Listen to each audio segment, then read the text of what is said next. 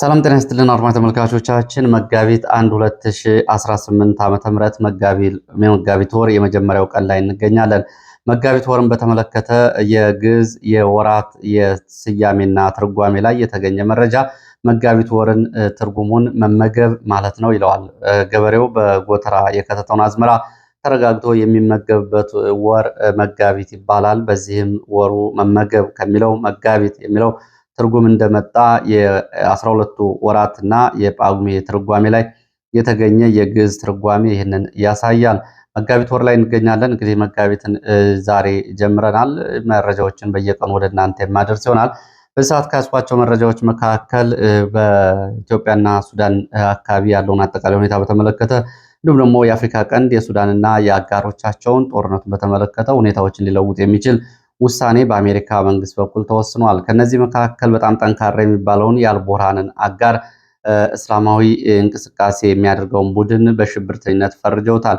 ይሄ ከመካከለኛው ምስራቅ ከኢራን እስከ ሱዳን፣ ከሱዳን እስከ ኢትዮጵያ፣ ከኢትዮጵያ እስከ አስመራ እንዲሁም ደግሞ መቀሌና ሌሎች የቀጠናው ጉዳዮች አንጻር ምን ጉዳይ ይኖረዋል የሚለውንም መረጃ በዚህ ሰዓት አደርሳለሁ። አስደንጋጭ የሆነ አሃዛዊ መረጃም ወጥቷል። ከ500 በላይ ካህናትና ቀሳውስት ተፈናቅለዋል ተብሏል። ይህ ታሪክ እንግዲህ በኢትዮጵያ ውስጥ የሃይማኖት ቅርጽ ያላቸው ጦርነቶች በተደረጉበት በ16ኛው ክፍለ ዘመን ጭምር ከነበረው ሁኔታ ጋር የሚመሳሰል ነው። ይህንን መረጃ ወደ እናንተ አደርሳለሁ። የኢትዮጵያ ኦርቶዶክስ ተዋሕዶ ቤተክርስቲያንን እንግዲህ ማዕከል ያደረጉ ጥቃቶች ያው ባለፉት 7 ዓመታት በዋናነት በተለያዩ አካባቢ ሲፈጸሙ ነው የቆዩት። ይህንን መረጃም በዝርዝር ወደ እናንተ አደርሳችኋለሁ። ያለው የፖለቲካ የብሔርና የቋንቋ ሽኩቻ አሁን የጥቃት ማዕከል ከሆኑ ተቋማት መካከል የኢትዮጵያ ኦርቶዶክስ ተዋሕዶ ቤተክርስቲያን ትገኝበታለች። ቤተክርስቲያኗና ምዕመኗ አሁን እየተሳደዱ ይገኛሉ ማለት ይቻላል። ይህንን ጨምሮ ስብሰባ በተጠራበት ቦታ ፋኖ ድንገተኛ ጥቃት ፈጽሟል ዛሬ ማለዳ። ይህንን ጨምሮ በጎጃምና በወሎ ያሉ አዳዲስ መረጃዎችን አድርሳችኋለሁ።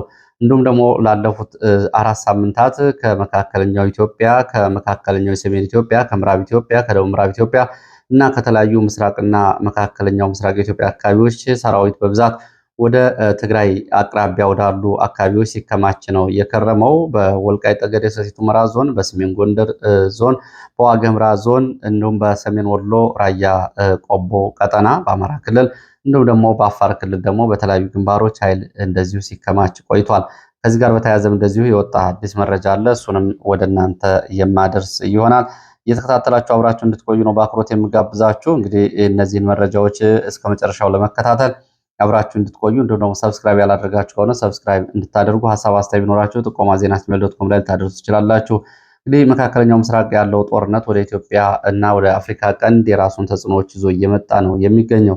ከዚህ ጋር በተያያዘ የሱዳንን ጉዳይ ከዚህ ከኢራን አብዮታዊ ዘብ ቡድን ጋር በተያያዘ ሱዳን ውስጥ ያለው የሙስሊም ብራዘርሁድስ በሌላ ስያሜም እንደዚሁ የሚጠራው ቡድን በትላንትናው ዕለት በአሜሪካ መንግስት የውጭ አሸባሪ ድርጅት ተብሎ ተፈርጇል። ይህ ጉዳይ እንግዲህ የሚኖረው አጠቃላይ ተጽዕኖ ምን ይሆናል በቀጠናው ካለው የኃይል አሰላለፍ አንጻር የሚለው አብሮ የሚታይ ነው የሚሆነው። ከዛ በፊት ግን መካከለኛው ምስራቅ እንዴት አደረ የሚለውን አጫጭር መረጃዎችን ወደ እናንተ ላድርስ። ከመካከለኛው ምስራቅ መረጃዎች መካከል ግብጽ የአረብ ሊግ ሀገራት የጋራ ወታደራዊ ተቋም እንዲያቋቁሙ ጥሪ አቅርባለች። ግብጽ ይህንን ጥሪ እያቀረበችው በአስቸኳይ እንግዲህ ካለው ቀጠናዊ ሁኔታ አንጻር የኢራንን አጠቃላይ ጥቃት ካውንተር ወይም ደግሞ ለመከላከልና ለመቋቋም በመካከለኛው ምስራቅ በቀይ ባህር፣ በሜዲትራኒያን እንዲሁም ደግሞ በባህረ ሰላጤው ቀጠና የአረብ ሀገራት የበላይነት ቁጥጥር እንዲኖራቸው እና በዋናነት የአረብ ሀገራት ራሳቸውን ከውጭ የሰላምና የደህንነት ጥገኝነት እንዲያላቅቁና በራሳቸው ወታደራዊ ኃይል እንዲቆሙ በሚል ግብጽ ይህንን ጥሪ አቅርባለች። ከአሁን በፊት እንግዲህ ይሄ ጉዳይ በግብጽ በተደጋጋሚ ቀርቦ ነበረ። በሳውዲ አረቢያ እና በግብጽ ባለው ሽኩቻ ወደኋላ ተብሎ ጉዳዩ ቆይቷል። አሁን የኢራን ጥቃት በአረብ ሀገራት ላይ ተከትሎ ይህ ጉዳይ እንደገና ተነስቷል። ግብጽ ይህንን የአረብ ሊግ ኮማንድ ቢቋቋም ከኢትዮጵያ ከናይል ፖለቲካ ከአባይ ፖለቲካ አንጻር ምን ጉዳይ ይኖረዋል? የቀጠና ፖለቲካ ተመልካቾች ጉዳዩን ልትሄዱበት ትችላላችሁ። ዛሬ ካሉ መረጃዎች አንዱ ይሄ ነው።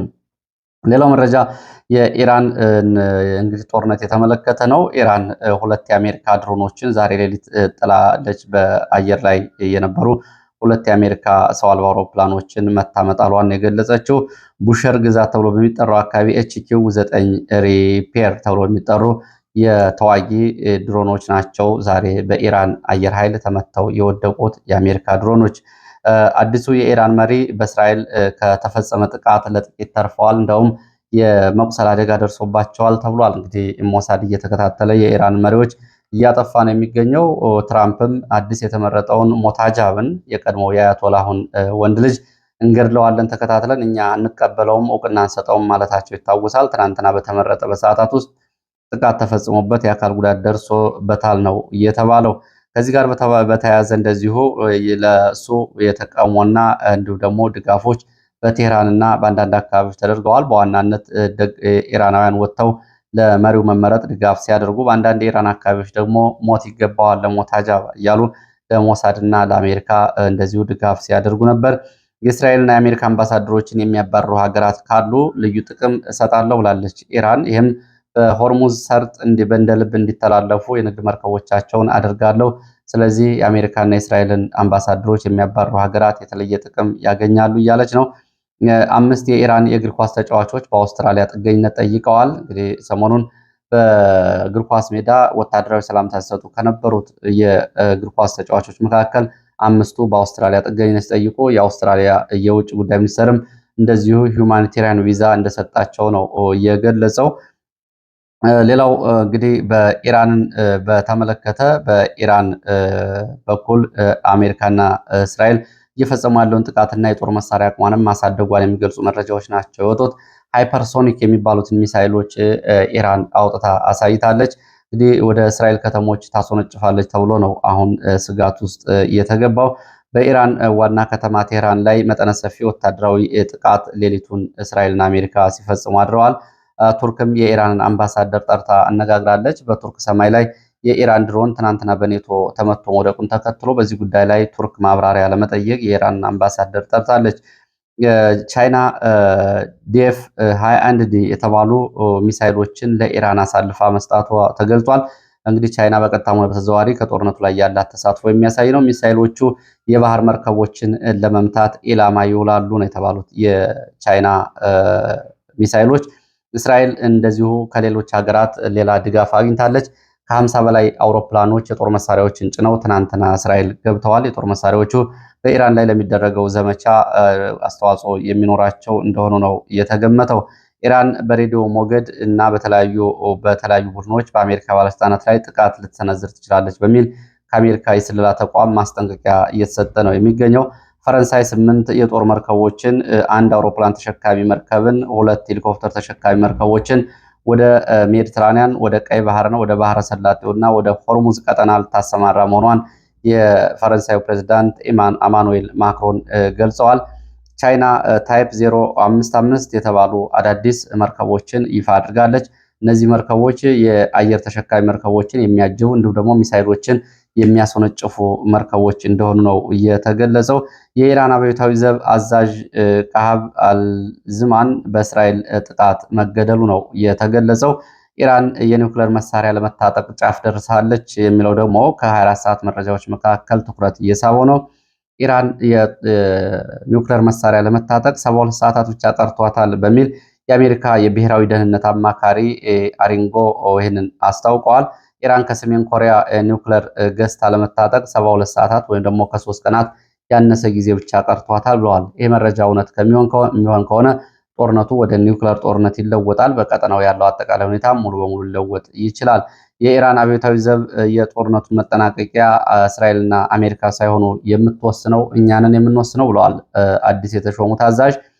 ኢራን እንጂ አሜሪካና እስራኤል ይህን ጦርነት መቼ እንደሚገባደድ መቼ እንደሚጠናቀቅ አያውቁትም፣ እነሱንም አይመለከትም ብለዋል። ኢራን የሃይፐርሶኒክ ሚሳይሎቿን አውጥታለች። ሩሲያ ደግሞ የሰላም ሀሳብ ለኢራን በተመለከተ አውጥታለች። ፑቲንና ዶናልድ ትራምፕ መነጋገራቸው ነው የተገለጸው። ፑቲን የኢራን ወሳኝ ወታደራዊ አጋር ሆነው እንደሚቀጥሉና ሩሲያ ከኢራን ጎን እንደምትሆን በድጋሚ አረጋግጠዋል።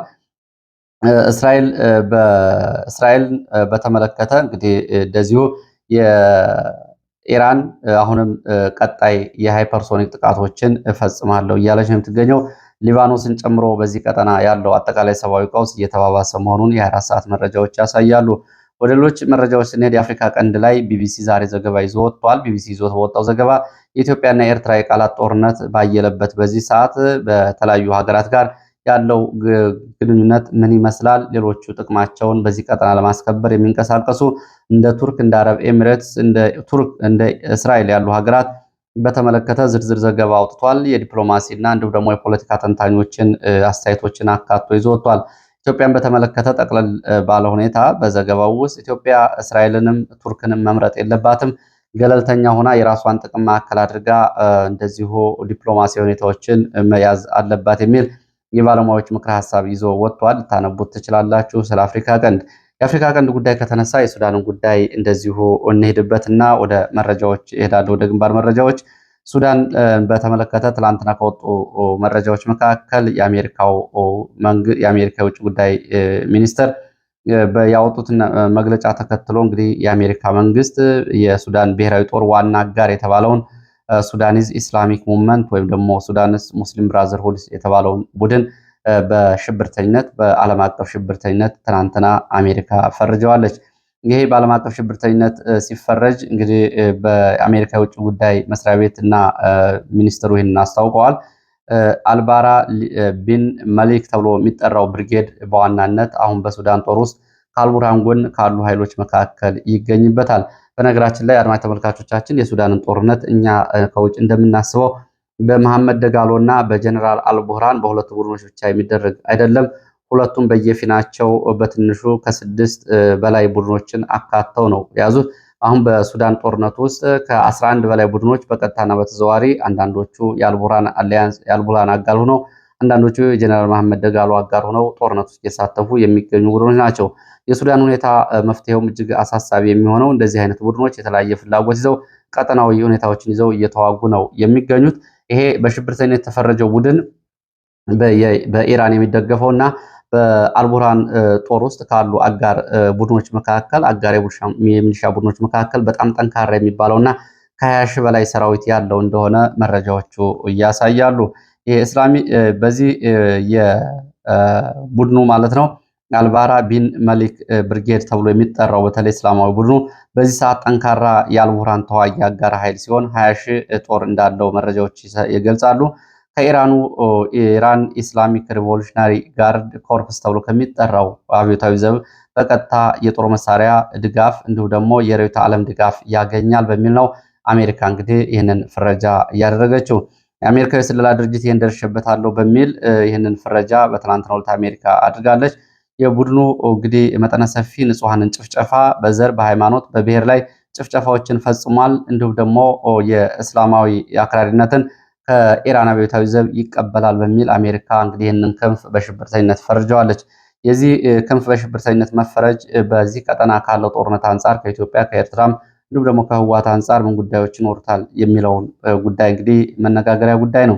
በሱዳን ውስጥ እንግዲህ ባለው አጠቃላይ ሁኔታ በጀነራል አልቡርሃን በኩል እንዲሁም ደግሞ በጀነራል መሐመድ ደጋሎ በኩል ያሉት ታጣቂ ቡድኖች እነማን ናቸው የሚለውንም ስንመለከት እንግዲህ ከአልቡርሃን ጎን የተሰለፉት ቡድኖች መካከል ጀስቲስ ኤንድ ኢኳሊቲ ሙቭመንት የተባለ ቡድን ይገኝበታል። ጅብሪል ኢብራሂም በሚባል ሰው የሚመራ ቡድን ነው። ሌላው ሱዳን ሊበሬሽን ሙቭመንት የሚባለው ቡድን አለ። እንዲሁም ደግሞ ኢስላሚክ ሚሊሻ የሚባል አለ። ፖፑላር ዲፌንስ ፎርስ የሚባል ቡድን አለ። አባቡራ ቢን መሊክ ብርጌድ አለ። የትናንትና በሽብርተኝነት የተፈረጀው የሱዳን አጋር ሆነው እንግዲህ ይህን እየመሩት የሚገኙት ናቸው። በዋናነት በተለይ ከኢትዮጵያና ከኤርትራ አንጻር በቅርብ ቀን ጠና የሚገኘው ፖፑላር ሞቢላይዜሽን የሚባለው ኃይል ይሄ በአብዛኛው በምስራቅ ሱዳን በተለይ በኤርትራ እና በኢትዮጵያ አቅራቢያ የሚንቀሳቀስ ሲሆን ቀይ ባህርና ከሰላ ቀጠናዎችን ለመከላከል ከኤርትራ መንግስት ልዩ ወታደራዊ ድጋፍና ስልጠና ተደርጎለታል ተብሎ የሚጠራው በአመዛኙ በዚህ ቀጠና የሚገኙት የቤጃ የሚባሉት ሚሊሻዎች በብዛት የሚገኙበት ነው። እንግዲህ የቤጃ ሚሊሻዎች ስልጠና በኤርትራ መንግስት እንደተደረገ ከአሁን በፊት የሚወጡ መረጃዎች ይገልጻሉ። ይህ እንግዲህ በተለይ ፖፑላር ሞቢላይዜሽን የሚባለው የሲቪሊያን መብት ተከራካሪ ነው አድርጎ ራሱን የሚቆጥር ቢሆንም አሁን ከአልቡርሃን ጎን ተሰልፎ የሚዋጋ ኃይል ነው የሚሆነው። እየሆነ ያለው እንግዲህ የሚመራውም ደግሞ አልሚን ጠሪቅ ተብሎ በሚጠራ ሰው ነው። ይሄ መሪ ወደ ኤርትራ በተደጋጋሚ እንደሚመላለሱ መረጃዎቹ ያሳያሉ። በስሩ ሌሎች 4 የሚሊሻ ቡድኖችም እንዳሉት እንደዚሁ ይህም ኃይል በዚህ ልክ ይገለጻል። እንግዲህ በሱዳን ውስጥ ያሉ ተሳታፊዎች በጀነራል መሐመድ ደጋሎ ወይ ደግሞ አርኤስኤፍ በሚባለው ስር ደግሞ ካሉት መካከል የበረሃ ተኩላዎች ወይም ደግሞ የበረሃ ቀበሮች እየተባሉ የሚጠሩ ታጣቂ ኃይሎች ታማጁ ተብሎ የሚጠሩ ታማጁ ግንባር ተብሎ የሚጠሩ ሚሊሻዎች የጃንጃዊድ ሚሊሻና ኃይሎች እንዲሁም ደግሞ የሱዳን ህዝብ ነጻነት ንቅናቄ የሰሜን ወይም ደግሞ አልሃሉ ተብሎ በአረበኛ የሚጠራ ቡድን በኮርዶፋን ቀጠና ያለ እና እነዚህ ቡድኖች እንዲሁም ደግሞ የአርበኞች ግንባር የሚባል ሌላ ታጣቂ ቡድን ከአርኤስኤፍ ጎን ተሰልፈው ከአልቡርሃን ጋር እየተዋጉ ይገኛሉ። እንግዲህ በዚህ መረጃ መሰረት ከ15 በላይ ታጣቂ ቡድኖች በሱዳን ውስጥ በሁለት ጎራ ተከፍለው እየተዋጉ እንደሚገኙ ያሳያል። የሱዳን ብሔራዊ ጦር የውጭ ጀርባ አጥንቶች የሚባሉት ደግሞ እንደ ሳውዲ አረቢያ፣ ኢራንን፣ ቱርክ የመሳሰሉ ሲሆኑ የአርኤስኤፍ ወይም ደግሞ የፈጥኖ ደራሽ ኃይሉ ደግሞ የውጭ ጀርባ አጥንት የሚባሉት ደግሞ የአረብ ኤሚሬትስ እና የሊቢያ ብሔራዊ ጦር ወይም ደግሞ ሀፍጢር ተብለው የሚጠሩ የሊቢያ ታጣቂ ኃይሎች ይህንን ቡድን በዋናነት ይደግፉታል። እንግዲህ ኢትዮጵያም ኤርትራም በየፊናቸው ያለው ጉዳይ እንዳለ ከዚህ ጋር በተያያዘ እንግዲህ ወደ ኢትዮጵያና ወቅታዊ ሁኔታ ይህ ጉዳይ እንዴት ይመጣል የሚለው ላይ የቀጠና የፖለቲካ ተንታኞች የምትሄዱበት ቢሆንም ቡድኑ ዓለም አቀፍ ማዕቀብ ተጥሎበታል። አሜሪካ በሽብርተኝነት መፈረጇ ከኢትዮጵያና ከአረብ ኤሚሬትስ ፍላጎት አንጻር፣ ከኤርትራና ከሱዳን ብሔራዊ ፍላጎት አንጻር እንዲሁም ደግሞ ከህወሓትና ከአልቡርሃን ፍላጎት አንጻር፣ ከአልቡርሃንና ከኢትዮጵያ ፍላጎት አንጻር፣ ከአልቡርሃንና ከመሐመድ ደጋሎ ፍላጎት አንጻር፣ በዋናነት ከሳውዲ አረቢያና ከግብፅ ፍላጎት አንጻር ጉዳዩ ወደየት ይሄዳል የሚለው ላይ እንደዚሁ እንግዲህ ቀጠናዊ ምልከታዎችን ልታስቀምጡ ትችላላችሁ። በመረጃ ደረጃ ግን በዋናነት አሁን እንግዲህ የአልቡርሃን ይሄ ጦር በሽብርተኝነት የሚፈረጅ ከሆነና ከኢራን ጋር የሚያያዝ ከሆነ ከአሜሪካና ከእስራኤል እንደዚሁ ልዩ ጫና ይደርስበታል። ከዚህ ቡድን ጋር ደግሞ እንደዚሁ ኤርትራ የአልቡርሃን አጋር መሆኗና ህወሓትም የአልቡርሃን አጋር መሆናቸው በእነዚህ በሀያላኑ በእስራኤልና በአሜሪካ የተለየ አታይ እንዲኖር ያደርጋቸዋል። ይሄ በሌላ በኩል እንግዲህ እንደ ዩናይትድ አረብ ኤሚሬትስ አርኤስኤፍን የሚደግፉና እንደ ኢትዮጵያ ላሉ ደግሞ ሌላ እንግዲህ ቀጠናዊ ፍላጎታቸውን የሚያሳካ ውሳኔ ሆኖ ሊታይ ይችላል። ወደ ሌሎች መረጃዎች ነው በቀጥታ የሚሄደው። ወደ ሌሎች መረጃዎች ሲሄድ ወደ ምስራቅ ጎጃም የሚወስድን መረጃን የማስከትለው ምስራቅ ጎጃም በሸበል በረንታ ወረዳ አራጤ እና እንዲሁም ደግሞ በእነማይ ወረዳ አካባቢዎች በተደረጉ የከባድ መሳሪያ ድብደባዎች ሰብአዊ፣ ቁሳዊና ወታደራዊ ኪሳራ መድረሱን ነው መረጃዎች የሚገልጹት። በሌሊት የወጣ መከላከያ በሁለቱ አካባቢዎች የመድፍና የሞርተር እንዲሁም ደግሞ የዙ 23 ድብደባዎችን አድርጓል። ፋኖም ያጸፋ ምላሽ ሰጥቷል። በተሰጠው ያጸፋ ምላሽ የደረሰው ጉዳት በዝርዝር አልታወቀም። በዚህ ያጸፋ ምላሽ እንግዲህ ጉዳቶችን እንዳስተናገደ የተገለጸው መከላከያ ወደ ቢቸና ኃይሉን ይዞ መመለሱ ነው የተገለጸው። አራጢ ቀጠናን ለቆ ወደ ቢቸና ተመልሷል መከላከያ። ረፋድ አካባቢ ይሄ ተኩስ ትናንትና እንደነበር መረጃዎች ጠቁመዋል። ወደ ሰሜን ወሎ ስንሄድ ሰሜን ወሎ ራያ ቆቦ ትላንትና የመንግስት ሰራተኞች ተሰባስበው ለመከላከያ ሰራዊቱ ድጋፍ እንዲያደርጉና የአንድ ወር ደመወዛቸውን እንዲሰጡ መወሰኑ ይታወቃል። ይህንን ተከትሎ በሌላ ቦታ ስብሰባ ለማድረግ ወደ ሰሜን ወሎ ቆቦ ራያ ቆቦ ወረዳ ዛሬ እንቅስቃሴ ያደረገው መከላከያና የወረዳው ብልጽግና ላይ ድንገተኛ ጥቃት ፋኖ መክፈቱ ነው የተገለጸው። ራያ ቆቦ አቅራቢያ በዚህ ሰዓት እንደዚሁ ከፍተኛ የተኩስ ድምፅ እንደሚሰማ መረጃዎች ገልጸዋል። ሮቢት ከተማ የሚገኘው መከላከያ ካምፕ ለስብሰባ የገቡ የብልጽግና አመራሮች በካምፑ እንዲቆዩ ተነግሯቸዋል። ለስብሰባ የተጠሩ የመንግስት ሰራተኞች ወደ ኋላ ተመልሰዋል። ፋኖ ድንገተኛ ጥቃት በአካባቢው የተኩስ ርምታ መክፈቱን ተከትሎ መከላከያም እንደዚሁ በአካባቢው እንደዚሁ አጸፋ ምላሽ ተኩስ እየሰጠ ነው። ለስብሰባ በመከላከያ ካምፕ ተጠርተው የነበሩ የወረዳው የብልጽግና አመራሮች እና ተሰብሳቢዎች በዚህ ሰዓት በተኩሱ ምክንያት እስከ ረፋድ 4 ሰዓት ተኩል ድረስ እንደዚሁ በካምፕ ውስጥ ተደብቀው ነው የሚገኙት። ሮቢት ዙሪያ ውጊያ እና ተኩስ እንዳለ መረጃዎች ገልጸዋል። ከዚህ ጋር በተያያዘ ዘግይቶ የወጡ መረጃዎች ውጊያው አሁን ረፋድ ላይ መቆሙን ገልጸው ከወታደራዊ ካምፑ ስብሰባውን እንዲቀጥል ለማድረግ እንቅስቃሴዎች እየተደረጉ መሆናቸውን መረጃ ምንጮቹ ገልጸዋል። ወደ እዚሁ ራያ ቀጠና ሳንወጣ በራያ አላማጣ፣ ኮረም እና በሌሎቹ 4 ወረዳዎች ከ500 በላይ ካህናትና እንደዚሁ ቀሳውስት፣ ዲያቆናት መፈናቀላቸውን ነው መረጃዎቹ የሚያሳዩት። ከራያ ሀገረ ስብከት የተገኘው መረጃ እንደሚያሳየው ከ500 በላይ ካህናት፣ ቀሳውስት፣ ዲያቆናት ተሰደዋል ነው የተባለው። ይህ የሆነው ደግሞ በትግራይ ታጣቂዎች እና በትግራይ መንበረ ሰላማ አማካይነት 212 አብያተ ክርስቲያናት በታጣቂዎችና በመንበረ ሰላማ መያዛቸውን ተከትሎ እነዚህ አብያተ ክርስቲያናት ከኢትዮጵያ ኦርቶዶክስ ተዋሕዶ ቤተክርስቲያን አጠቃላይ ዶግማና ቀኖና ውጭ እንዲሁም በተወገዘ መንበረ ሰላማ ስር ትሆናላችሁ በሚል በኃይል የሚፈጽምባቸውን ጫና በመሸሽ ነው 500 ካህናትና ዲያቆናት የተፈናቀሉት። ከራያ ሀገረ ስብከት የወጣው መረጃ እንደሚያሳየው ከ17 በላይ ካህናት እስረኛ ሆነው ድብደባ ተፈጽሞባቸዋል። ከአሁን በፊት በተለያዩ ጊዜ ታስረው ተፈተዋል። እንዲሁም ደግሞ ከ100 ሺህ ህዝብ በላይ መፈናቀሉን ዶይቼ ቬለ ከሁለት ቀናት በፊት ዘግቧል። 200 አብያተ ክርስቲያናት ከኢትዮጵያ ኦርቶዶክስ ተዋሕዶ መዋቅር ውጭ ሆነው በትግራይ ቅዳሴ እንግዲህ መንበረ ሰላማ ተብሎ በሚጠራው አካባቢ ሀገረ ትግራይ እያሉ እንዲቀድሱ ውሳኔ ትዕዛዝ ተሰጥቷል፣ ከህወሓት ማለት ነው። ኢትዮጵያ የሚለውን ቅዳሴ ላይ ደግሞ በዕለታዊ ምስጋና ኢትዮጵያ ሀገራችን ይባርክ ብሎ እንዳይጠራ ተከልክሏል። ሀገራችን ትግራይ ሀገረ ትግራይ ተብሎ እንዲጠራ ነው እየተወሰነው። ያው እንግዲህ ህወሓት የነጻ ሀገር እንቅስቃሴውን በአብያተ ክርስቲያናት በመነጠል እያሳየ ነው የሚገኘው። ዛሬ እንደዚሁ ይህንን ሀገረ ትግራይ የሚለውን አንቀበልም ያሉ 3 ካህናት ታስረው ተወስደዋል። አለማጣ ከተማ ከኢየሱስ ቤተክርስቲያን የሚል መረጃም እንደዚሁ ወጥቷል። ሌላው ከግንባር መረጃዎች ልዩ ኃይሉ የአማራ ልዩ አድማ ብተና የቀድሞ ልዩ ኃይል ወደኋላ እንዲወጣ እየተደረገ ነው የሚል መረጃ ነው እየወጣው።